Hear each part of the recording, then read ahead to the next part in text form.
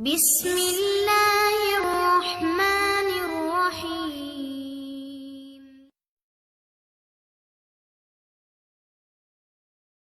السلام عليكم ورحمة الله وبركاته إن الحمد لله نحمده ونستعينه ونستغفره ونعوذ بالله من شرور أنفسنا وسيئات أعمالنا ما يهده الله فلا مضل له ومن يضلل فلا هادي له وأشهد أن لا إله إلا الله وأشهد أن محمدا عبده ورسوله أما بعد எல்லா புகழும் எல்லாம் வல்ல இறைவன் அல்லாஹ் ரப்பல் ஆலமீனுக்கே உண்டாகட்டும். இன்றைய இந்த கால சூழ்நிலையை நாம் பார்க்கிற போது முஸ்லிம்கள் மிகப்பெரிய ஒரு சோதனைக்கு உள்ளாக்கப்பட்டிருக்கிறார்கள். அந்த சோதனையுடைய உச்சகட்டம் இந்த நாட்களில் இவ்வளவு கொடூரமாக இருக்கிறது என்று யோசித்து இந்த உலகத்தை விட்டு பிரிந்து சென்றிருந்தாலே நாம் நல்லம் என்கின்ற அளவுக்கு பல ஃபித்னாக்களையும் சோதனைகளையும் இப்போது வாழ்ந்து கொண்டிருக்கக்கூடிய மக்கள் சந்திக்கிறார்கள். அதிலும் குறிப்பாக இந்த வருடத்தினுடைய ஆரம்பத்தில் ஏற்பட்ட பரவல் நோயான கோவிட்-19 என்கின்ற கொரோனா நோயால் பாதிக்கப்பட்டு உலகமே ஸ்தம்பித்து போகிற அளவுக்கு தொழில்துறைகள் பொருளாதாரங்கள் என்று அனைத்தும் பாதிக்கப்பட்ட நிலையிலே இன்றைக்கு உலக நாடுகள் சந்தித்து கொண்டிருக்கிறது. இதில் முஸ்லீம் அல்லாத வேறுபாடின்றி அனைவரும் பாதிக்கப்பட்டிருக்கிறார்கள். இந்த நோயில் பாதிக்கப்பட்டு உயிரை இழக்கின்ற எத்தனையோ பேரை இன்றைக்கு உலக கணக்கெடுப்பில் காட்டுகிறார்கள். பல லட்ச மக்கள் இன்றைக்கு உயிரை பிரிந்திருக்கிறார்கள் இந்த கொரோனா என்கின்ற நோயால். இதிலே முஸ்லீம்களும் அடங்குகிறார்கள். WHO என்கின்ற உலக சுகாதார மையம் இப்படி இறக்கக்கூடியவர்களை அவரவர்கள் விருப்பப்படி மதத்தின் அடிப்படையில் ஒன்றோ எரித்து விடலாம் அல்லது அவர்கள் விருப்பப்படி அடக்கம் செய்யலாம் என்று அந்த விஞ்ஞானிகள் ஆராய்ச்சி செய்து முடிவை கொடுத்திருக்கிறார்கள். உலகத்தில் பல நாடுகளில் இந்த கொரோனா நோயால் இறந்தவர்கள் அடக்கப்படுகிறார்கள். அதே போன்று முஸ்லீம்கள் அடக்கப்படுகிறார்கள். முஸ்லீம் அல்லாத மற்றவர்கள் எரிக்கவும் படுகிறார்கள். ஆனால் இலங்கையில் மாத்திரம் என்ன நடக்கிறது என்று சொன்னால் இந்த கொரோனா நோயால் இறக்கக்கூடிய முஸ்லீம் அல்லாதவர்களையோ அடக்கம் செய்யக்கூடாது, யாராக இருந்தாலும் எரித்து விட வேண்டும் என்கின்ற சட்டம் இயற்றப்படுகிறது. அந்த கருத்தை அதிகாரிகளால் சொல்லப்படுகிறது. இதனால் முஸ்லிம்கள் மிகுந்த ஒரு மனவேதனை அடைந்திருக்கிறார்கள்.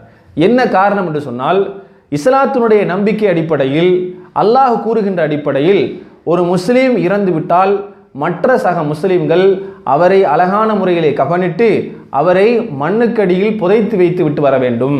இதுதான் முஸ்லீம்களுடைய முறை, அதாவது கடமை. முஸ்லீம்கள் ஒரு இறந்த முஸ்லீம் கொடுக்க வேண்டிய கண்ணியமான முறை. இந்த கண்ணியமான முறை இந்த எரிக்கத்தான் வேண்டும் என்று சொல்வதன் மூலம் பாதிக்கப்படுகிறது. அதனால் முஸ்லீம்கள் மிகுந்த மனவேதனை அடைந்து கொண்டே போகிறார்கள். கிட்டத்தட்ட பல ஜனாசாக்கள் இந்த சூழ்நிலையிலே எரிக்கப்பட்டு கொண்டிருக்கிறது இலங்கையில். இதற்காக பல வாத பிரதிவாதங்கள் போகிறது.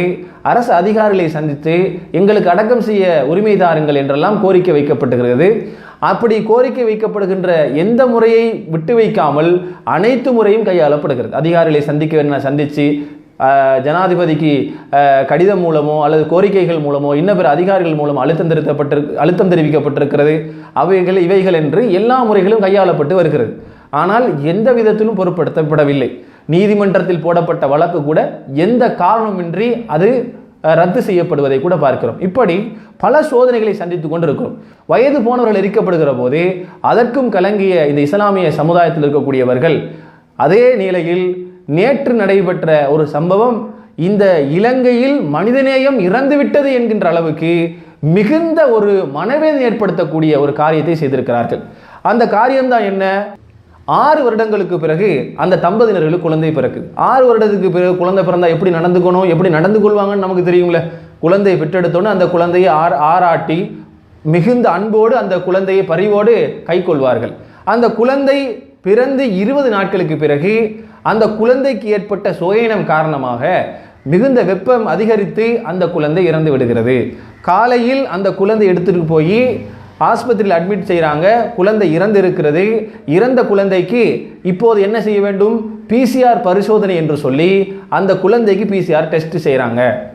அந்த குழந்தைக்கு PCR பரிசோதனை செய்த உடனே அந்த குழந்தைக்கு நெகட்டிவ், இந்த குழந்தைக்கு என்ன இல்லை, கொரோனா என்கின்ற அந்த வைரஸ் இல்லை என்று முடிவெடுக்கிறார்கள். பிறகு அந்த குழந்தைக்கு PCR பரிசோதனை எடுக்கிறார்களாம். அந்த குழந்தைக்கு பாசிட்டிவ், அதாவது இந்த குழந்தைக்கு கொரோனா வைரஸ் இருக்கிறது என்று சொல்லி அந்த குழந்தையை எடுத்து இவர்கள் எரிப்பதற்கு முற்படுகிறார்கள். உடனே அந்த தாயும் தந்தையும் மிகுந்த கவலைப்படுகிறார்கள். யாரா இருந்தாலும் கவலைப்படுவோம். பிறந்த குழந்தை 6 வருடத்துக்கு பிறகு ஒரு குழந்தை கிடைக்குது. அந்த குழந்தை எப்படியெல்லாம் வளர்க்க வேண்டும், எப்படியெல்லாம் அன்பு காட்ட வேண்டும் என்று அனைத்து மதத்திலுள்ளவர்களுக்கும் தெரியும். எப்படியெல்லாம் நடந்து கொள்வோம் என்று அனைத்து மதத்திலுள்ளவர்களுக்கும் தெரியும். இந்த குழந்தை இறந்ததே மிகப்பெரிய கவலை, மிகப்பெரிய மனவேதனை இருக்கிற போது அந்த புள்ளைய எரிக்க போகிறோம், சைன் வச்சு தாங்கன்னு கேட்கிறது எப்படி மனிதநேயம் மிக்க ஒரு இலங்கை திருநாடு என்று சொல்லலாம்? அதிகாரிகளுக்கு பிள்ளை இல்லையா? அந்த அதிகாரிகளுடைய குடும்பத்தார்களுக்கு இன்னும் பிற அதை ஏவக்கூடியவர்களுக்கு குழந்தை இல்லையா? ஒரு பிள்ளையிட தாய் கிட்டையே சைன் வச்சு கொடுங்க என்று கேட்பது எவ்வளவு ஒரு மோசமான ஒரு காரியம் என்பதை பாருங்க. இந்த காரியத்துக்கு சைன் வச்சு தர முடியாது என்று மறுக்கிறாங்க. அப்படிதான் சொல்லுவாங்க, யாராக இருந்தாலும் அப்படிதான் சொல்லுவார்கள். இஸ்லாம் எரிப்பு என்கிற விஷயத்தை தாண்டி வைத்து பார்த்தால் கூட ஒரு பெற்ற பிள்ளையை எரிக்க போகிறோம் என்று கேட்கிற போது யாராவது அப்படி அனுமதி வழங்குவார்களா? தண்ட புள்ள உயிரோடு எரிக்கிற மாதிரி தான் அந்த உணர்வை உணர்வார்கள். அப்படி அந்த பெற்றோர்கள் மறுத்த போதிலும், அது முடியாது என்று சொன்ன போதிலும் பலவந்தமாக நேற்றைய தினம் அந்த குழந்தையை எரித்தார்கள், எரித்து சாம்பலாக்கினார்கள். இந்த காரியத்தை பார்க்கிற போது மாற்று மதத்தில் பல சகோதரர்களுக்கே விருப்பம் கிடையாது. இந்த அதிகாரிகள் செய்கிற இந்த காரியத்தை பார்க்கிற போது மாற்று மதத்தில் இருக்கக்கூடிய பல சகோதரர்களுக்கு விருப்பம் கிடையாது. எப்படி என்ன ஒரு சின்ன பச்சை குழந்தை எரிப்பது என்பது ஒரு மிகப்பெரிய ஒரு வேதனை தரக்கூடிய ஒன்று. இந்த குழந்தை சம்பந்தப்பட்ட செய்திக்காக ஆதாரபூர்வமாக ஒரு தகவலை சொல்லலாம். முஸ்லிமிலே பதிவு செய்யப்பட்ட ஒரு செய்தி, நபிகள் நாயகம் ஸல்லல்லாஹு அலைஹி வஸல்லம் காலத்தில் இஸ்லாத்துக்கு எதிராக கிளம்பி வரக்கூடிய எதிரிகளோடு ரசூலுல்லாஹி ஸல்லல்லாஹு அலைஹி வஸல்லம் அவர்களும் சஹாபாக்களும் யுத்தம் செய்வார்கள். அப்படி யுத்தம் செய்கிற நேரத்தில் ஒரு கட்டத்தில் நபிகள் நாயகம் ஸல்லல்லாஹு அலைஹி வஸல்லம் அவர்கள் வெற்றி அடைகிறார்கள். இஸ்லாமிய படை வெற்றி அடைகிறது. யுத்தத்தில் பல பேர் கைதிகளாக பிடிக்கப்படுகிறார்கள். அவர்கள் இஸ்லாத்தை அழிக்க வந்தவர்கள். அப்படி வந்தவர்களிலே ஒரு பெண்ணும் அவளுக்குரிய குழந்தையும் வந்து பிடிக்கப்பட்டிருக்கிறார்கள். எப்படி எதிரியை பார்ப்போம்? இஸ்லாத்தை அழிக்க வேண்டும் என்று வந்தவர்கள் எப்படி பார்ப்போம்? எப்படி பார்க்கணும்? யதார்த்தமாக இவனை கொல்லணும், இவனெல்லாம் வைத்து கொள்ளக்கூடாது, இந்த பெண்களை இந்த குழந்தைகளை எல்லாம் சரமாரியாக வெட்டி வீச வேண்டும் என்று தானே சாதாரணமாக நினைப்போம். ஆனால் மனிதநேயம் போட்டுகின்ற இஸ்லாமிய மார்க்கம் அந்த குழந்தைகளுடைய உணர்வை பற்றி எப்படி எடுத்துக்காட்டுன்னு சொன்ன அந்த சம்பவத்தில் அந்த பெண்ணுக்கு பால் சுரக்கிறது, தன்னுடைய மார்பகத்தில் பால் சுரக்கிறது. யோசிச்சு பாருங்க, இஸ்லாம் எங்கே நிற்கிறது? இந்த குழந்தைகளை எதிர்க்க வேண்டும் நினைக்கிறவர்கள் எங்கே நிற்கிறாங்க யோசிச்சு பாருங்க. இஸ்லாம் எப்படியான ஒரு அன்பு நிறைந்த ஒரு மார்க்கத்தை சொல்லுது. இஸ்லாம் அல்லாதவர்கள் இஸ்லாம் தான் காரணம் என்பதற்காக வேண்டி பச்சை குழந்தை எரித்து நிற்கிறார்களே, இவர்களுக்கும் இஸ்லாத்துக்கு உள்ள தொடர்பையும் வித்தியாசத்தையும் பாருங்க. அந்த குழந்தை தன்னுடைய குழந்தையை தேடுறாவ, ஏன்? தன்னுடைய மார்பகத்தில் பால் சுரந்து விட்டது காரணத்தினால அந்த புள்ளையை தேடினா அந்த குழந்தையை காணல. உடனே இன்னொரு குழந்தை கிடைக்குது. அந்த தாய் அந்த குழந்தை எடுத்து தன்னுடைய மார்போடு வைத்து, வேறொருத்தருடைய குழந்தை, அந்த குழந்தையை மார்போடு வைத்து அந்த தாய் பால் ஓட்டி கொண்டிருக்கிற போது தன்னுடைய குழந்தை கிடைத்து விடுகிறது. உடனே அந்த குழந்தை எடுத்து அவள் தன்னுடைய மார்பிலை வைத்து தன்னுடைய பிள்ளைக்கும் பால் ஊட்டுகின்றாள். இதை ரசூலுல்லாஹி ஸல்லல்லாஹு அலைஹி வஸல்லம் பார்க்குறாங்க. ரசூலுல்லாஹ் எங்க, நீங்கள்லாம் எங்க? நினைச்சு பாருங்க, ஒரு எதிரியினுடைய குழந்தை, அதுவும் இஸ்லாத்தை அழிக்க வந்த ஒரு கைதி, பிடிக்கப்பட்ட கைதியினுடைய புள்ள, அந்த பிள்ளையும் வாழ வேண்டும் என்று நினைத்த பெருமானார் இங்கே முஸ்லீம் என்பதற்காக மரணித்த அந்த பிள்ளையை எரிக்கின்ற நீங்கள் எங்கே சகோதரர்களே? நினைத்து பார்க்க வேண்டும். அப்படி இருக்கும் நிலையில ரசூலுல்லாஹ் என்ன கேட்கிறாங்கடா சஹாபாக்களை பார்த்து, இந்த தாய் இப்படி தேடி அணைத்து பால் கொடுக்கிறாள், இந்த தாய் தன்னுடைய குழந்தையை நெருப்பில் தூக்கி போடுவதை விரும்புவாளா? ரசூலுல்லாஹ் கேட்கிறாங்க. உடனே சஹாபாக்கள் சொல்றாங்க, அதாவது ஜாகிலியம்ங்கிறது காட்டுமிராண்டித்தனம் நிறைந்த ஒரு காலத்தில் இருந்தவர்கள். அந்த மக்களுக்கு இஸ்லாம் இரக்கத்தையும் பாசத்தையும் ஊட்டியதற்கு பிறகு அந்த சஹாபாக்கள் சொல்றாங்க, முடியாது, மாட்டா, அப்படி செய்வாளா அந்த பெண் என்று கேட்கிறார்கள். அப்ப ரசூலுல்லாஹ் சொல்றாங்க, இந்த தாய் இந்த குழந்தையிடத்தில் எந்த அளவு பாசமாக இருக்கிறாளோ இதை விட அல்லாஹ் ரப்புல் ஆலமீன் பல மடங்கு அடியார் விஷயத்தில் பாசமாக இருப்பதாக நபிகள் நாயகம் ஸல்லல்லாஹு அலைஹி வஸல்லம் சொல்கிறார்கள். அப்போ இந்த ஒரு சம்பவம் ஒரு பெரிய எடுத்துக்காட்டு. எது? தன்னுடைய ஒரு தாய் குழந்தையை நெருப்பில் போடுறதை விரும்பவே மாட்டாள். அது உயிரோடு இருந்தாலும் சரி, இறந்ததுக்கு பிறகும் சரி, கண் முன்னால் தன் பிள்ளை எரிவதை விரும்பவே மாட்டாள். அப்படிப்பட்ட ஒரு சம்பவம் இது சிறந்த ஒரு எடுத்துக்காட்டாக கூட பார்க்கலாம். ஆனால் என்ன நடந்துச்சு? இலங்கையில் உள்ள முஸ்லீம்களை எரித்ததை போன்று அனைத்து மக்களையும் எரித்து விட்டார்கள் இந்த பிள்ளையோட என்கிற அளவுக்கு மிகுந்த கவலையோடு எத்தனையோ தாய்மார்கள் கமெண்ட்டுகளும் ஃபேஸ்புக்குகளில் மற்ற முகப்புத்தகங்கள் மற்ற நேரடி சந்திப்புகளில் பார்க்கிற போது எப்படி இந்த அரசாங்க அதிகாரிகளுக்கு மனம் வந்தது? அந்த குழந்தையுடைய முகத்தை பாருங்கள். அந்த குழந்தையினுடைய பச்சை குழந்தையுடைய முகத்திலே இவ்வளவு ஒரு பால் வடியக்கூடிய அந்த முகத்திலே தெரிகிற அந்த பார்க்கிற போதே வருகிற அந்த பரிவு பாசம் எப்படி இந்த அதிகாரிகள்கிட்ட இல்லாமல் போனுச்சு, எப்படி இந்த அதிகாரிலிருந்து எடுக்கப்பட்டுச்சு, அப்படி கொடூரமான ஒரு அதிகாரிகளா இருக்கிறார்களா என்கிற அளவுக்கு சிந்திக்க தோடுகிறது. பல பேர் இன்று கேள்வி எழுப்ப ஆரம்பித்து விட்டார்கள். இலங்கையில் வாழ்வது நமக்கு மிக பெரும் கேவலம் என்று சொல்ல ஆரம்பித்து விட்டார்கள். பல அரசியல்வாதிகள் கூட சொல்ல ஆரம்பித்து விட்டாங்க, இங்கே இலங்கையன் என்று சொல்வதற்கு வெட்கமாக இருக்கு என்று சொல்லிவிட்டார்கள். என்ன காரணம்? இப்படிப்பட்ட ஒரு அதிகார துஷ்பிரயோகம், உரிமை மீறல் இலங்கையில் நடந்து கொண்டிருக்கிறது சகோதரர்கள். அப்ப இந்த ஒரு கொடூரமான காரியம் இது மட்டுமல்ல. பாருங்க, பெரியவங்க எரிச்சு முடிச்சிட்டாங்க. கொரோனா என்று சொல்லி பல பெரியவர்களை எரித்து விட்டார்கள், பெண்களை எரித்து விட்டார்கள். இப்ப புள்ளை எரிச்சாச்சு. அடுத்த கட்டம் என்ன? இப்போ அடுத்தது பச்சை குழந்தை, அது 20 நாள் குழந்தை, சொல்லுவதற்கே மனம் குமுறுகிற அளவுக்கு, கவலைப்படுகிற அளவுக்கு ஒரு மிகுந்த ஒரு மனவேதனை தரக்கூடிய ஒரு சம்பவம். அந்த புள்ளையை எரிச்சாச்சு. இன்னும் என்ன உங்களை நம்ப வேண்டியிருக்கிறது? வயிற்றில் இருக்கக்கூடிய கருவை எரிக்க மாட்டீர்களா என்று எப்படி நான் உங்களை நம்புவது? எரிக்க முடியும். கேட்டால் அந்த தாய்க்கும் கொரோனா என்று சொல்லலாம். ஏன்? உங்களோட பிசிஆருடைய டெஸ்டினுடைய லட்சணம் அப்படித்தான் இருக்கிறது. எந்த அளவுக்கு இருக்குது? காலையில் அந்த பிள்ளையை செக் பண்ணுறதுக்கு நெகட்டிவ், அப்போ விட்டுட்டு போக வேண்டியதானே? ஏன் மறுக்க பிடிச்சி அந்த பிள்ளைக்கு டெஸ்ட் பண்ணி பார்க்குறீங்க? உங்களுக்கு மூக்கில் குத்தி பார்க்குறீங்க, திரும்ப டெஸ்டிங்கில் என்ன வருது? பாசிட்டிவ்னு வருதான். எப்படி உங்க போய் பிசிஆரை நம்புறது? இது எப்படி இருக்குது இந்த பிசிஆருங்கிறது? எந்த அளவுக்கு ஒருத்தரை காலையில் டெஸ்ட் பண்ணி பார்க்குறாங்க, நெகட்டிவ்னு காட்டுதான், பின்னாடி மத்தியானம் டெஸ்ட் பண்ணி பார்க்குறாங்க, பாசிட்டிவ்னு காட்டுன்னு சொல்லி சொன்னால் இந்த பிசிஆரை எப்படி நம்புதல்? அதிகாரிகளை எப்படி நம்ப முடியும்? இது ஏதோ சூழ்ச்சி நடக்கிறது என்றுதான் முஸ்லீம்கள் நினைப்பார்கள். முஸ்லீம் அல்லாதவர்கள் நினைக்கிறார்கள், நினைச்சுத்தான் சொல்கிறார்கள், முஸ்லீம்களுக்கு அவர்களுடைய உரிமையை வழங்குங்கள், அடக்கம் செய்வதற்கு வழங்குங்கள். நாம தான் சொல்றோம் நினைச்சிடக்கூடாது.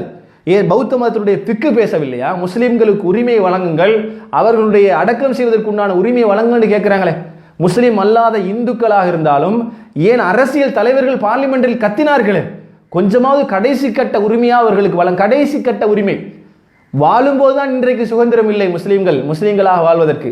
தொழில்துறைகள் அடிபட்ட நிலையில் பாதிக்கப்பட்டு நிற்கின்றோம், வியாபாரங்கள் அடிபட்ட நிலையில் நிற்கிறார்கள், முஸ்லீம்கள் மிகுந்த சிரமப்படுகிறார்கள், ஏதாவது ஒன்றுக்கு போனால் பல பிரச்சனைகளை சந்திக்கிறார்கள். அப்படி இருக்கும் வாழும் போதே நிம்மதி இல்லாமல் இருக்கிறார்கள். இறந்ததற்கு பிறகு அடக்கம் செய்வதிலுமா நிம்மதி இல்லாமல் இருக்கிறது? இந்த நாடு எங்கே போகிறது? பல வரலாற்று நிகழ்வுகளை எடுத்து பார்க்கிற போது முஸ்லீம்களோடு சேர்ந்து பயணித்த ஒரே நாடு, ஒரே தேசம் என்று பயணித்தவர்கள் தானே நாம்.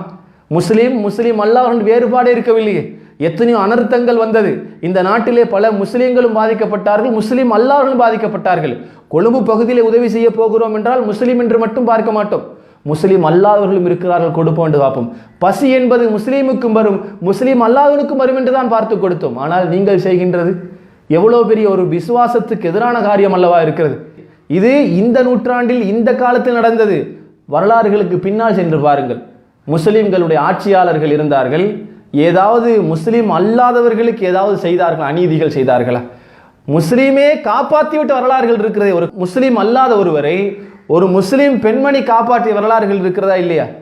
இஸ்லாத்திற்காக குரல் கொடுப்பதோடு செட்டு இலங்கையன் என்று முஸ்லீம் அல்லாதவர்களுக்கு குரல் கொடுத்த வரலாறுகள் இருக்கிறதா இல்லையா? அப்ப இந்த வரலாறுகளுக்கு பின்னாடி சென்று பார்த்தால் முஸ்லிம்கள் முஸ்லீம் அல்லாதவர்களுக்கு குரல் கொடுத்த வரலாறுகள் இருக்கிறதா இல்லையா? இன்றும் கூட எத்தனை சக பௌத்த மதத்தில் உள்ளவர்களும் இந்து மதத்தில் உள்ளவர்களும் நட்பு வட்டாரத்தில் அழகான முறையில் இன்றும் பழகி கொண்டுதான் இருக்கிறார்கள், ஒரு சில இனவாதிகளை தவிர. எரிக்கக்கூடிய நீங்கள் கேட்கிற பெட்டியை நாங்கள் தரமாட்டோம், காசு இல்லாமல். ஒரு தனவந்தர் பொறுப்பெடுத்தார், நான் தருகிறேன் என்று. ஆனால் அது எதுக்காக? காசு இல்லாமல் அல்ல, உதவி செய்வதை நம்மை விட முஸ்லீம் சமூகத்தை விட வேறு யார் இருக்கிறார்கள் உங்களுக்கே தெரியும். அப்படி இருந்தும் கூட ஏன் மறுத்தார்? அப்படியாவது அந்த ஜனாசாவை எங்கள்கிட்ட கொடுத்தா நாங்கள் அடக்கம் செய்கிறோம் என்பதற்காகத்தான் கேட்டார்கள். நீங்கள் செய்கிற இந்த காரியங்கள் எல்லாம் நீங்கள் நினைக்கலாம் ஒருத்தரும் கண்டுக்க மாட்டான்னு சொல்லி நீங்கள் நினைக்கலாம், யாரும் நம்மை கேட்பதற்கு யாரும் இல்லைன்னு நினைக்கலாம். இப்படி இஸ்லாம் நமக்கு ஒரு அழகான படிப்பினை கூட தருகிறது. நீங்கள் நினைப்பதை போன்று, நீங்கள் நினைத்து கொண்டிருப்பதை போன்று உங்கள் குழந்தைகள் இப்படி நடக்க மாட்டாது. நாங்களாம் அதிகாரத்தில் இருக்கிறோம், எங்களுக்கு எந்த பாதிப்பும் வராது, எங்க குழந்தைக்கு எந்த பாதிப்பும் வராது, 20 நாள் இறந்ததெல்லாம் இஸ்லாமிய சமூகத்தினுடைய ஒரு குழந்தை தான், எங்க குழந்தைக்கு எந்த பாதிப்பும் வராது என்று நீங்கள் நினைக்க வேண்டாம். நாங்கள் இந்த உலக வாழ்க்கையை நம்புவது போன்று இதைவிட பல மடங்கு இன்னொரு வாழ்க்கையை நாங்கள் நம்புகிறோம். அதுதான் முஸ்லிம்களுடைய நம்பிக்கை, மறுமை வாழ்க்கை. இன்று எமக்கு எந்த சோதனை கொடுத்தாலும் ஒரு புறத்தில் தாங்கிக் கொள்கிறோம், இன்னொரு புறத்தில் எமக்கு நன்மைக்கான வரவாக, மறுமை வெற்றிக்கான ஒரு வரவாக இஸ்லாம் நமக்கு கற்றுத் தந்திருக்கிறது. அந்த எல்லாம் வல்ல இறைவனை நாங்கள் நம்புகிறோம். எப்படி நம்புகிறோம் தெரியுமா? எவனெல்லாம் அநியாயம் செய்கின்றானோ, அட்டூழியம் செய்கிறானோ, மோசமான ஆட்சியாளராக இருக்கிறார்களோ, அதிகாரிகளாக இருக்கிறார்களோ, அவர்களை எல்லாம் எங்கள் ஒரே இறைவன் அல்லாஹு தாலா அழித்து விட்ட வரலாற்றை குர்ஆனில் நமக்கு படிப்பனையாக சொல்லித் தருகிறான். எப்படி சொல்லித் தருகிறான்? நீங்க என்ன பெரிய ஆட்சியாளர், நீங்கள் என்ன பெரிய அதிகாரிகள், நீங்கள் கொடுக்கிறதெல்லாம் என்ன பெரிய சோதனை. இதை விட பல மடங்கு சோதனையை மூசா என்ற ஒரு நபியினுடைய காலத்தில் ஒருவன் கொடுத்தான். அவன்தான் ஃபிரௌன். இரண்டாம் ராம்சஸ் என்று சொல்கின்ற வரலாறு இன்றைக்கும் அவனை தூக்கி வைத்து பேசும். அவ்வளவு பயங்கரமான ஆட்சியாளர். எந்த அளவுக்கு சொன்னான்டா, உங்களை கேட்கறதுக்காக இன்றைக்கு அதிகாரிகள் இருக்கிறாங்க உங்களுக்கு மேல் மட்டத்தில், அல்லது ஐக்கிய நாடு சபை அது இதுன்னு கேட்பாங்க. ஆனா ஃபிரௌன் என்கின்றவனை கேட்பதற்கு யாருமே இல்லை. எந்த அளவுக்கு அவன் நினைச்சான்னு சொன்னா, ஆனா ரப்புக்குமுல் ஆலா, நான் தாண்டா எல்லா கடவுளுக்கு மேல பெரிய கடவுள், என்னைய கேள்வி கேட்பதற்கு யாருமே இல்லை. அவனா சட்டத்தை எழுதுவான், அவனாக இயற்றுவான். இன்னைக்கு நீங்க ஒரு சில காரியம் செய்றீங்களே, நீங்களா சிலதை செய்து நீங்களா சட்டங்களை போட்டுக்கொண்டு நீங்களா சிலதை மாற்றிக்கொண்டிருக்கிறீர்களே, இதை விட பல மடங்கு அவன் செய்தான். ஆனால் அவர்கள் அந்த பனு இஸ்ரவேல் மக்கள் பாதிக்கப்பட்டாங்க. எந்த அளவுக்கு?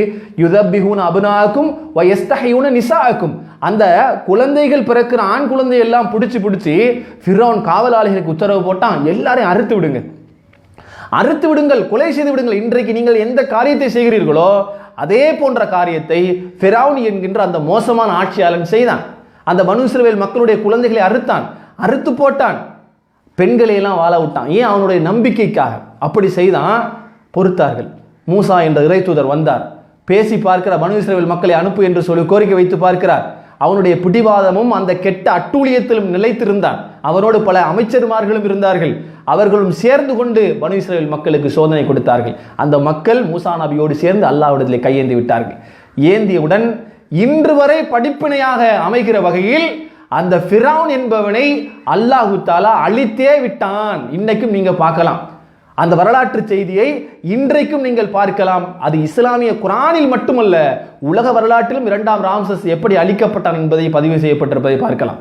அதுபோன்று அநியாயம் செய்கின்ற அத்தனை பேரும் அழிக்கப்பட்ட வரலாறுகள். ரசூலுல்லாஹ் அவர்கள் காபாவுக்கு உள்ளே தொழுது கொண்டிருக்கிற போது அபூஜஹல் ஒட்டக குடலை பேய்த்தான். இது முஸ்லிம்களுக்கு சொல்கிற ஒரு நம்பிக்கை, இறுதிக்கட்ட நம்பிக்கை பாருங்கள். நபிகள் நாயகம் ஸல்லல்லாஹு அலைஹி வஸல்லம் அவர்கள் காபாவுக்குள் தொழுது கொண்டிருக்கிற போது அபூஜஹல் ஒட்டகத்தினுடைய குடலை கொண்டு வந்து நபி பெருமானார் ஸல்லல்லாஹு அலைஹி வஸல்லம் உடைய கழுத்திலே தூக்கி போடச் சொல்லி ஏவுகின்றான். ரசூலுல்லாஹி ஸல்லல்லாஹு அலைஹி வஸல்லம் எழுந்திருக்க முடியாமல் அப்படியே படுத்தபடிக்காக இருக்கிற போது கேவலமாக அவர்கள் சிரித்தார்கள், நக்கல் செய்து சிரித்தார்கள். ஃபாத்திமா ரதி அவர்கள் வந்து எடுத்து விட்டு போனார்கள். ஆனால் அந்த நேரத்தில் ரசூலுல்லாஹ் அவர்கள் அல்லாஹ்வின் முழு நம்பிக்கை வைத்து ஒன்றை செய்தார்கள். அந்த நம்பிக்கையும் அதே போன்ற பிரார்த்தனையும் முஸ்லிம்கள் நாங்கள் பிரார்த்தனை செய்யாமல் இருந்துவிடக்கூடாது. அல்லாஹ்வுடைய தூதர் சொன்னார்கள், யா அல்லாஹ், இந்த அபூஜஹலை நீ பார்த்துக்கொள் என்று ரசூல் ஸல்லல்லாஹு அலைஹி வஸல்லம் கேட்டார்கள். கேட்டதற்கு இணங்க எண்ணி வைத்து அல்லாஹ் ரப்புல் ஆலமீன் அல்லாஹ்வின் தூதருடைய பிரார்த்தனைக்கு ஏற்ப எண்ணி வைத்து பத்ர் யுத்த காலத்தில் 2 இளைஞர்கள் கையால் அந்த அபூஜஹல் கொல்லப்பட்டார்கள், இழிவை சந்தித்தான் என்பது வரலாறு சகோதரர்களே. இந்த பிரார்த்தனை நாம் மறந்துடக்கூடாது. வெறுமனே வாயில திட்டுறது மட்டுமல்ல, அநியாயக்காரர்களுக்கு எதிராக பிரார்த்தனை என்கின்ற ஒன்று இருக்கிறது. அதுவே நமது பெரிய ஆயுதம். இந்த ஜஹரானா மாதிரி ஆயுதம் ஏந்துவதல்ல. ஏந்துவதாக இருந்தால் இந்த முஸ்லீம் சமுதாயம் என்றைக்கு ஏந்து இருக்க வேண்டும். ஆனால் ஏன் ஏந்தவில்லை? இந்த நாட்டு சட்டத்தையும் இந்த நாட்டுடைய இறையாண்மையும் இந்த நாட்டு பல்லின மக்கள் வாழ்கிற சமுதாயம் என்பதையும் புரிந்து கொண்டு நாங்கள் பொறுமை காக்கிறோம். இதற்கு பிறகும் நாங்கள் ஏந்த போவதும் அல்ல, நாங்கள் தீவிரவாதிகளும் அல்ல. எவனோ செய்கிற அநியாயத்துக்காக எவனோ பாதிக்கப்படுவதை இஸ்லாம் விரும்பவும் இல்லை. அப்படிப்பட்ட பொறுமை காத்த சமுதாயமாக இருக்கிறோம். எனவே இதற்காக வேண்டி முஸ்லிம்கள் நாங்கள் குரல் கொடுப்பதைத்தான் இந்த அரசாங்கமோ அதிகாரிகள் ஏற்றுக்கொள்வதும் கேட்பதுமாக இல்லை. இதற்காக மாட்டு மத சகோதரர்கள் குரல் கொடுக்க வேண்டும். முஸ்லிம்கள் உரிமைக்காக வேண்டி குரல் கொடுக்க வேண்டும். ஏனென்று சொன்னால் இந்த ஒரு தாய் நாட்டு பிள்ளை போன்றுதான் நாம் வாழ்ந்திருக்கிறோம். உங்களுக்காக நாங்களும், எங்களுக்காக நீங்களும் என்றுதான் வாழ்ந்திருக்கிறோம். முஸ்லிம் அல்லாதவர்கள், சிங்களவர்கள், பௌத்தர்கள், கிறிஸ்தவர்கள் என்று அத்தனை பேரும் இந்த அரசாங்கத்துக்கு ஒரு அழுத்தம் கொடுக்க வேண்டும். அப்படி நீங்கள் கொடுக்கிற அழுத்தத்தினால் முஸ்லிம்களுடைய உரிமையை வென்று தர முடியும். எனவே இந்த உலகத்தில், அதுவும் இந்த குறிப்பாக இந்த இலங்கையில் நாம் அத்தனை பேரும் நிம்மதியாக ஒன்றாக நாம் வாழ வேண்டும். அப்படி ஒன்றாக வாழ்வதன் மூலம்தான் நமக்கு இந்த இலங்கை நாட்டை கட்டியெழுப்ப முடியும். எனவே சூழ்ச்சிகளும் அந்நிய நாட்டினுடைய அந்த திட்டங்களையும் இந்த இலங்கை நாட்டுக்குள் கொண்டு வந்து இஸ்லாம், முஸ்லிம், தமிழர்கள், சிங்களவர்கள், கிறிஸ்தவர்கள் என்ற வேறுபாட்டை கொண்டு வந்து இனங்களுக்கு இடையிலான முருகல் நிலையை உண்டு பண்ணுவதை விட்டும் நாம் பாதுகாப்பாக சிந்தனையோடு நாம் இருக்க வேண்டும். எனவே இந்த இலங்கையில் நடைபெற்று கொண்டிருக்கூடிய இந்த ஃபித்னா, இந்த மோசமான காரியத்தை விட்டும் அல்லாஹ் ரப்புல் ஆலமீன் முஸ்லீம் சமுதாயத்தை பாதுகாப்பதோடு, முஸ்லீம் சமுதாயத்துக்கு எதிராக நடக்கக்கூடிய வேண்டுமென்று செய்கிற இந்த சதிகளை விட்டும் அல்லாஹ் ரப்புல் ஆலமீன் நம்மை பாதுகாப்பதோடு, அவர்களை அழித்து நம் கண்முன்னால் அல்லாஹ் ரப்புல் ஆலமீன் அவர்களுக்கு ஒரு தகுந்த பாடத்தை காட்டுவானாக. எல்லாம் வல்ல இறைவனை நம்பி அவனிடத்தில் பிரார்த்தனை செய்யக்கூடிய நல்ல மக்களாக அல்லாஹ் ரப்புல் ஆலமீன் என்னையும் உங்களை மாக்கல் புரிவானாக. வாஹிர் தஅவானா அல்ஹம்துலில்லாஹி ரப்பில் ஆலமீன்.